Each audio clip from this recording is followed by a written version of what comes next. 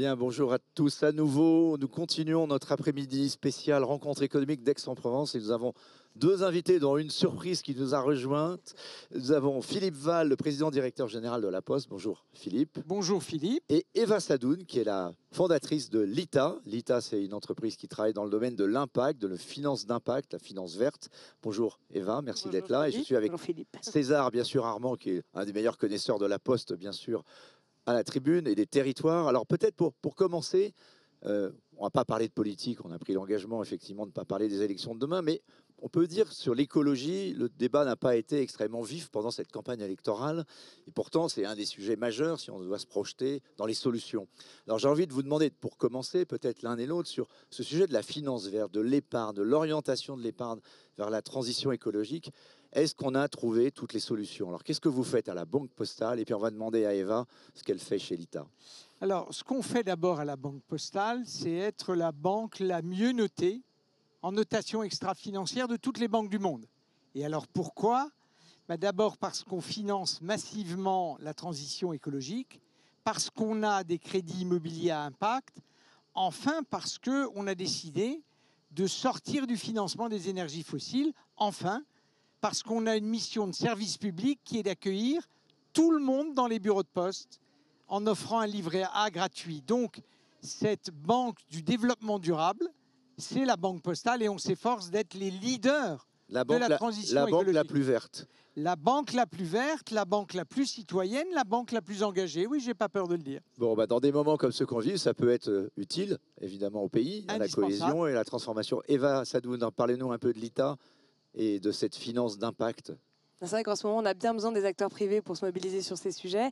Alors nous, on a pris le pari de se dire que la finance est essentiellement, les produits d'épargne sont essentiellement des produits d'investissement cotés en bourse. Et aujourd'hui, le financement direct de l'économie réelle, donc des entreprises, des PME qui font la transition écologique et sociale du pays, que ce soit la production d'énergie renouvelable, le logement social, des technologies au service du bien commun, la décarbonation de l'industrie. Tous ces sujets-là manquent fondamentalement de financement et pour ça, on les reconnecte avec l'investisseur citoyen qui veut prendre le risque d'investir dans le non-coté. Et notre objectif, c'est de démocratiser cette forme d'investissement pour permettre à ces PME, face effectivement à une compétitivité qui est quand même une compétitivité assez déloyale, c'est-à-dire que c'est compliqué pour un gérant d'entreprise aujourd'hui d'avoir les meilleures pratiques, on est plutôt dévalorisé sur les marchés, on accompagne le financement citoyen de ces structures-là.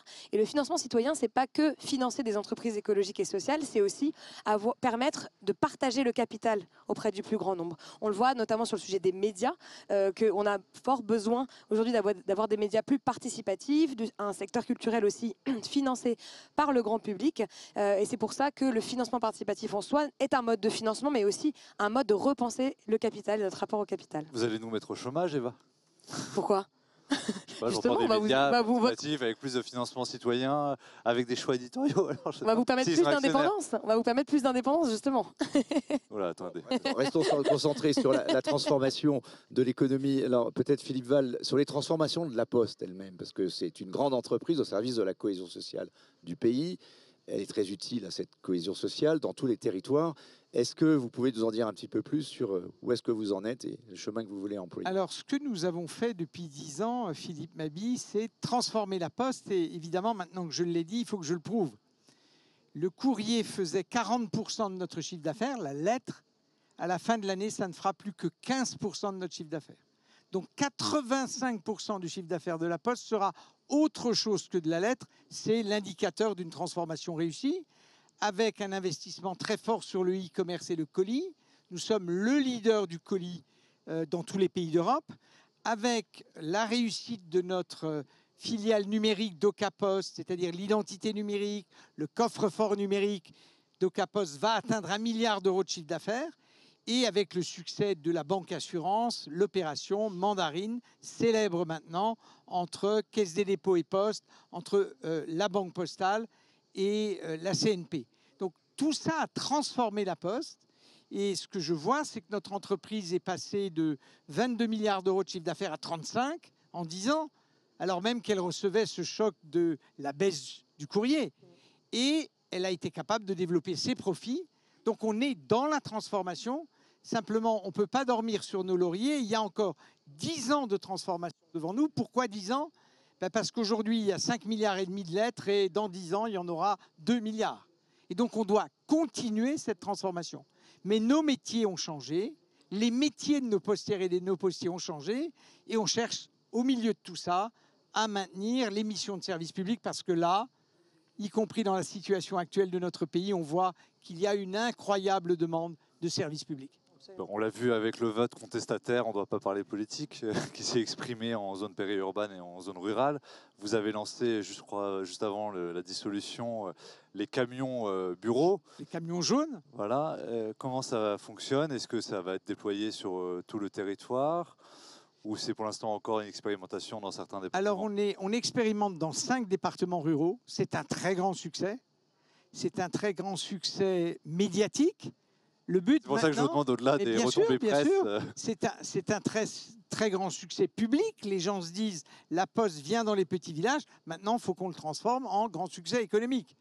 Mais nous, on est prêts, avec les collectivités locales et avec l'État, à diffuser une espèce de flotte de camions jaunes dans la totalité du pays. Il faut simplement qu'on arrive à le financer. Et bien sûr, les Français disent, nous ne voulons pas vivre sans service public. Ils le disent très fort. Il faut aussi qu'ils soient cohérents. S'ils veulent un service public, ils doivent financer le service public. C'est fondamental. Eva Sadoun, on parlait des territoires, on parle de l'épargne, on a parlé de l'impact. Un des sujets, c'est d'orienter l'épargne vers la proximité. On en a un peu parlé tout à l'heure. Comment est-ce qu'on peut recréer ce lien finalement entre l'épargnant, y compris au niveau local, et les projets? Il y a énormément de projets, on en parle très souvent dans la tribune, au niveau local, des projets simplement d'économie circulaire, de seconde main, etc. Je sais que vous les regardez de très près, vous les monitorez, certains d'entre eux, vous les financez. Comment est-ce qu'on peut recréer ce lien concret finalement entre la transition écologique au sens positif du terme, la finance, son épargne et la rémunération de son épargne? C'est vrai que la forme de financement qu'on fait, cette forme d'investissement direct, elle rend concret finalement la finance verte. Parce que c'est vrai que pour le grand public, c'est assez compliqué de comprendre une assurance vie verte, un plan d'épargne retraite vert avec dedans plein d'unités de compte et de produits sur les marchés secondaires, etc. De comprendre réellement qu'est-ce que ça a comme réel impact dans la société. Donc la première étape, c'est de montrer que effectivement le financement direct de l'économie réelle était possible pour notamment dynamiser le financement par l'épargnant du non-côté. Mais ça ne suffit pas. Je veux dire, le fait que l'ITA existe, c'est bien, ça apporte une solution, mais ça ne suffit pas. Il faut que ça se massifie. Et pour ça, il faut effectivement qu'il y ait un choix aussi politique que de garantir ce type de produit, parce qu'aujourd'hui, c'est très risqué. Je veux dire, investir dans une PME, c'est illiquide. C'est pas du livret A, ce que vous faites. C'est pas soutenu comme le livret A, c'est pas soutenu effectivement comme une part de l'assurance vie. Il y a très peu d'avantages fiscaux à le faire, etc. Les gens le font vraiment parce qu'ils croient en cette forme de financement. Engagé. Mais il faut passer à une autre étape, effectivement, pour démocratiser l'investissement non coté, parce que ça ne peut pas se passer que sur les marchés, la finance verte. Ça pourrait être une démission de la Poste de s'intéresser à ces projets-là. Vous distribuez aussi le livret A. Pourquoi pas un livret d'épargne impact? Alors, d'abord, on a aujourd'hui un crédit immobilier à impact. On est les premiers à le faire. Ça marche comment? Alors, ça marche au sens où vous faites un crédit et on vous baisse votre taux si vous investissez dans un logement, dans une maison dont la notation écologique est extrêmement basse. Donc, on vous aide à acquérir des logements qui sont plus écologiques. Et nous, on considère vraiment que c'est la mission de la Banque citoyenne de le faire. Vous pourriez le faire avec Eva Sadoun? Pourquoi pas? On est de toute façon très ouvert au partenariat. Tout le monde parle à tout le monde dans la finance. Oui, c'est le business, c'est notre rôle. On est tout à fait prêt à regarder ce qu'on pourrait faire. Et d'ailleurs, en matière de gestion d'actifs écologiques, on est très en avance. On a des produits ISR. Et ça se fait en partenariat. Donc, la Poste est évidemment prête à travailler en partenariat. Absolument, parce que nous, avec l'autre société qu'on a, Rift, qui évalue justement les produits d'épargne cotée et leur impact sur les marchés, la Banque Postale a été très bien positionnée, notamment sur l'engagement actionnarial, sur le désinvestissement sur des industries trop controversées. Donc, il y a plein de choses à faire et l'ambition aussi à ce niveau-là. Et les autres banques, ça va ou c'est moins bien? Je ne sais pas si on a le temps de faire la liste et le décryptage. Non, on donne pas vous pouvez aller sur Rift si vous voulez pour tester vos produits. Est-ce que votre épargne est Absolument. plus ou moins responsable, on va dire, durable? C'est ça que vous faites. Absolument. César, une dernière question pour Philippe Val. Oui, vous parliez des services publics dans les territoires et que c'est important. Et il faut que les Français soient cohérents et pas soient schizophrènes entre ce qu'ils votent et ce qu'ils réclament. Est-ce qu'il y a des choses que vous avez identifiées, sans nous dévoiler trop de secrets, mais que vous allez mettre en place dans les prochains semaines, prochains mois. Oui, notre métier, c'est de trouver des solutions. Il faut quand même savoir qui va nous poser la question. Donc on va attendre d'avoir un gouvernement, on va attendre que Vous allez être patient, alors. les politiques publiques nous posent des questions et on aura des propositions et des réponses. Mais chacun son métier. Nous, on est un opérateur de services publics, on est une entreprise qui apporte des solutions. S'il y a des besoins de services nouveaux, on sera prêt. Est-ce qu'il y a des besoins que vous avez quand même déjà identifiés, notamment au niveau rural? On va parler politique, mais cette crise a montré quand même un problème effectivement de l'accès aux services publics, des pertes de repères au niveau rural avec l'arrivée de la numérisation, les gens sont perdus. Oui. Comment est-ce que, par votre présence dans les territoires, vous pouvez aider les gens à s'y retrouver? On a identifié 2 besoins massifs auxquels nous répondons. Le premier besoin, c'est l'exclusion numérique. Et les gens viennent dans les bureaux de poste pour se faire établir leur identité numérique ou leur coffre-fort numérique. Ça, c'est un besoin par million. Et puis, on a identifié le besoin de présence qui accompagne le vieillissement de la population.